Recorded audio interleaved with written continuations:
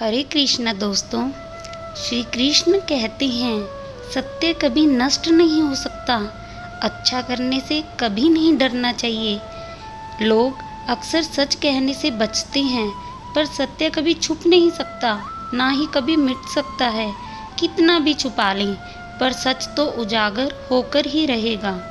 इसलिए जो बात सच पर आधारित हो, उसे करने या कहने और मानने से कभी नहीं डरना चाहिए। श्री कृष्ण कहते हैं, इस शरीर का मोह मत करो, यह तो माटी है, माटी में मिल जाएगा। अमर तो आत्मा है, जो परमात्मा में मिल जाएगी। लोग अपने शरीर को सुंदर बनाने में लगे हुए हैं, पर आत्मा की सुंदरता शरीर की सुंदरता से कहीं ज़्यादा महत्वपूर्ण है। शरीर तो नश्वर है, मिट्टी ही तो है, तो मिट्टी में ही मिल जाता है, पर आत्मा अमर है। इसलिए आत्मा की सुंदरता पर ध्यान दो। आत्मा की सुंदरता अपने को श्री कृष्ण में लीन करने में मिलती है। जो हुआ अच्छा हुआ, जो होता है अच्छे के लिए ही होता है। कभी कभी विपरीत परिस्थितियाँ हमारी वर्तमान स्थिति को अच्छा करने के लिए ही आती हैं। श्री कृष्ण कहते हैं, मन चंचल है, इसे और संयमित करना कठिन है, लेकिन यह अभ्यास से वश में हो जाता है। मन चंचल होता है, इधर उधर भागता है, किसी भी कार्य की एकाग्रता का दुश्मन है।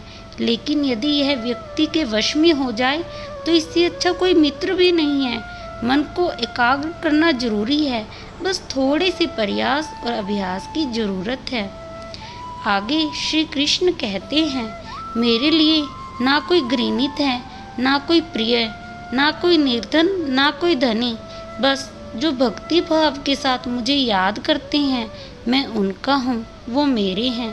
श्री कृष्ण उन्हीं के हैं जो श्री कृष्ण के हैं।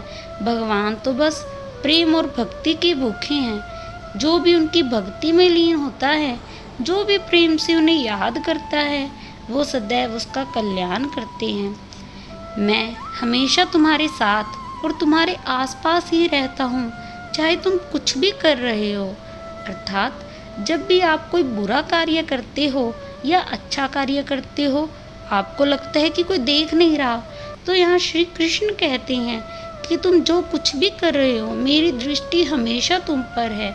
इसलिए आप यह मत समझें कि आप अकेले हैं, आपके साथ श्री कृष्ण हमेशा हैं। आप वही हैं जिसमें आप विश्वास करते हैं।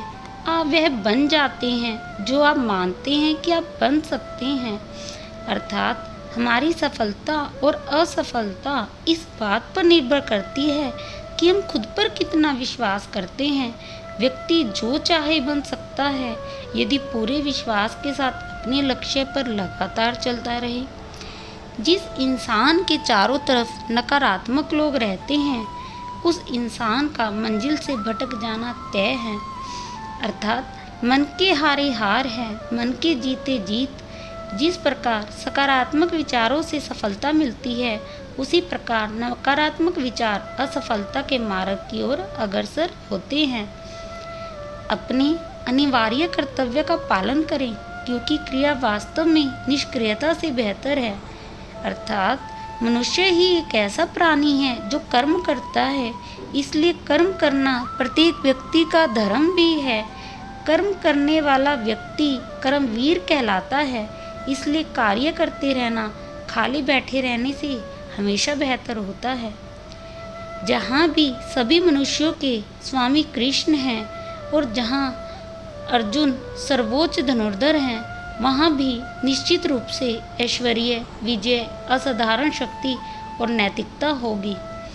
श्री कृष्ण जगत के पालनहार हैं। धनुर्धनों में श्रेष्ठ अर्जुन जहाँ होते हैं, वहाँ निश्चित ही विजय, असाधारण शक्ति और नैतिकता होती है। श्री कृष्ण कहते हैं, समय हमेशा चलता रहता है, कभी रुकता नहीं। यदि आज बुरा समय है तो कल अच्छा होगा। इसलिए आप बिना किसी स्वार्थ के सिर्फ कर्म कीजिए, फल समय खुद देगा।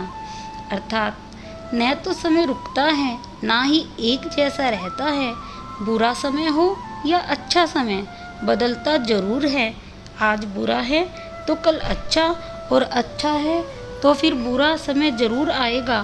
सुख के बाद दुख और दुख के बाद सुख आते जाते रहते हैं, इसलिए इस पर हमारा कोई वश नहीं है, लेकिन कर्म पर हमारा वश जरूर है। आप सिर्फ कर्म करिए, फल की चिंता किए बिना।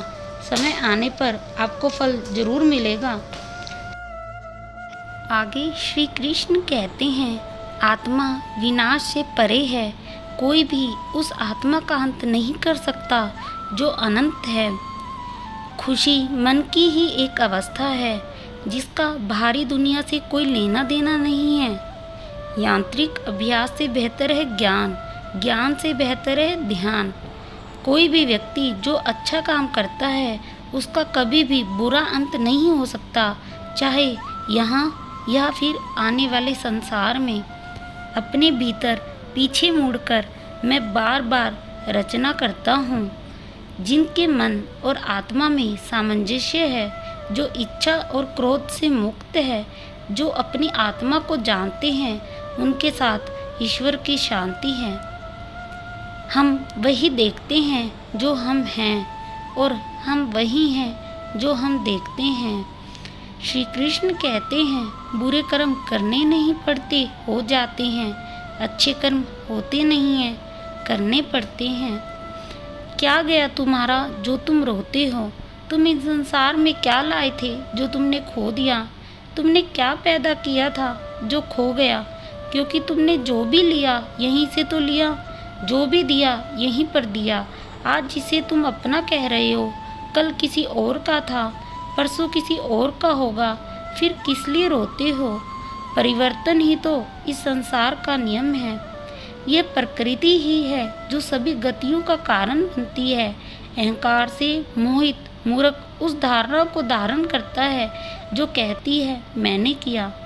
गर्मी और ठंड, सुख और दर्द की भावना इंद्रियों के अपनी वस्तुओं के संपर्क के कारण होती है। वे आती हैं और चली जाती हैं, चिरकाल तक आपको उन्हें स्वीकार करना होगा। अगर आप आगे भी श्री कृष्ण के अनमोल विचार सुनना चाहते हैं तो हमारे चैनल को लाइक, शेयर, सब्सक्राइब अवश्य करें। हरे कृष्णा दोस्तों।